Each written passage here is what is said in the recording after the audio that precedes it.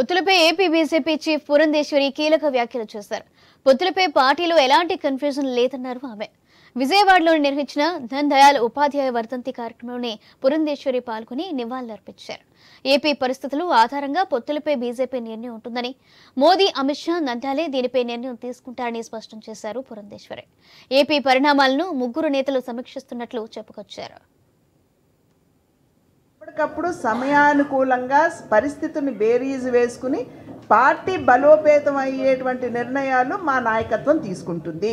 కార్యకర్తలకు ఎటువంటి కన్ఫ్యూజన్ లేదండి. భారతీయ జనతా పార్టీని బలోపేతం చేసుకోవాలనే వారందరూ పనిచేస్తున్నారు.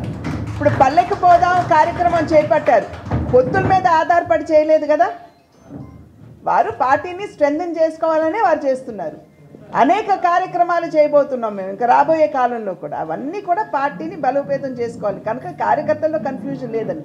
పార్టీని స్ట్రెంథెన్ చేసుకోవాలనేదే లక్ష్యం. నేను చెప్పాను కదండి, ఎప్పటికప్పుడు సమయానుకూలంగా పరిస్థితిని బేరీజు వేసుకుని పార్టీ బలోపేతం అయ్యేటువంటి నిర్ణయాలు